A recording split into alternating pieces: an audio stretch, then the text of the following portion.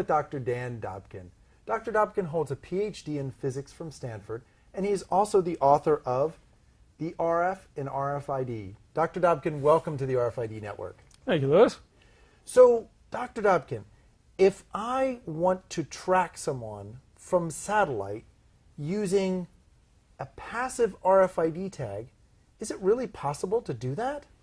Okay, so first of all, we need to specify we're talking about passive RFID tags. These are the ones that you see on groceries, maybe on your luggage. They don't have a battery. They have no power source inside of them. They have to be powered by the reader, and that's the challenge. If you wanted to power such a tag from a satellite and talk to it, have it talk back to you and hear it, you have the same problem any radio has, and it's conceptually similar to the problem that we have when we talk to each other. That is, there are four basic factors, not including the intelligence of the talker and listener, that influence whether you can hear someone talking and understand them.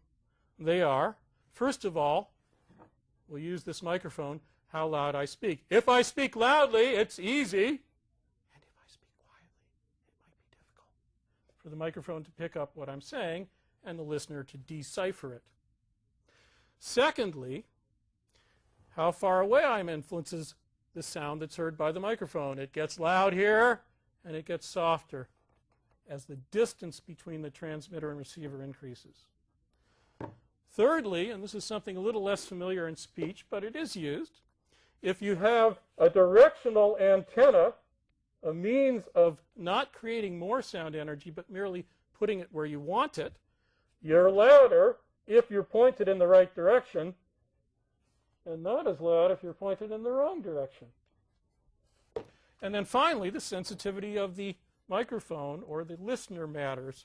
If I cover up the microphone, it's less sensitive. So with those four factors in mind, let's think about what you need to power up this tag sitting on the top of somebody's head undetected. I wouldn't notice. With a satellite. So the satellite, let's say, is orbiting about 300 kilometers in the air, 180 miles. At 300 miles up, it turns out that you need about 300,000 watts of transmit power, maybe 1 million if you use a smaller antenna. You need an antenna that's somewhere between 30 feet across and maybe 50 or 60 feet across. And then you can deliver enough power on the ground to turn the tag on. Then you need to hear the tag. The tag comes in at about 1/1000th of a billionth of a watt, while right next to you, if you're trying to do this on one satellite, there's 1,000,000 watts. So if you want to get an idea of how this is, you picture yourself at a rock concert, the really loud ones, the kind that I don't go to, and you're sitting in front of the speakers and you're trying to hear a mosquito, right? So you got all that, you got that picture in your head. Not even close. You have to be in a nuclear explosion trying to hear a mosquito. Wow. So there's no way that you could do this passive tag read with one satellite. You'd have two satellites way far separated, both with big expensive antennas, but only one with an insanely expensive transmitter. And the other one would be listening. And with all those provisos, you could actually hear the signal from the tag if it wasn't swamped out by a bunch of other signals. And you could decipher it. The challenges of doing that are substantial.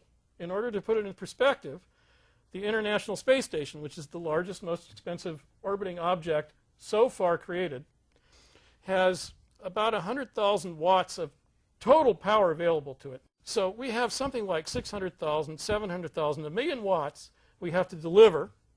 We have to cool the thing off because you're putting 1,000,000 watts into it and it has to go somewhere. And we need a much bigger antenna than the current space station has. It has a 2-meter, 6-foot antenna for transmitting Ku band signals. And we would need an antenna almost as big as a house. So you would be spending hundreds of billions of dollars to accomplish what you could accomplish by buying a reader for a couple $100, sticking it on a street corner, and wiring it up with Wi-Fi. It's the craziest thing I could ever imagine anyone wanting to do to infringe on your privacy. There are much, much better ways to keep track of what citizens are doing if that's what the government wants to do. And even if it did read the tag, what information did that just give them? Exactly. If this is, after all, a tag stuck on a bicycle, it said, you've got a bike, which anybody could see as you walked out of Walmart or Target or wherever the bicycle was tagged. And there's no location information, so you hear it from satellite that there's a bicycle, but you don't know where that bicycle is. Right. In fact, it's a little bit worse than that, because a subtlety involved in trying to do this particular thing is that all these tags are EPC Global Gen 2, ISO 18000-6C. And they expect that after a reader turns them on, they talk back to the reader and give it a random number. And they want to hear that random number acknowledged within 10 microseconds. And it takes a heck of a lot longer than 10 microseconds for a signal to go up to a satellite.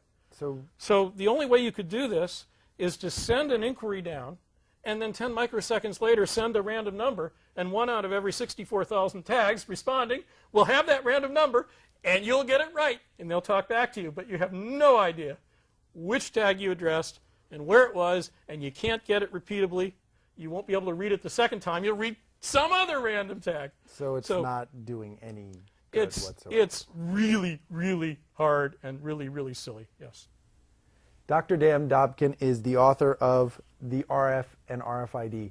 Dr. Dobkin, thank you so much for joining us today. Thank you, Louis.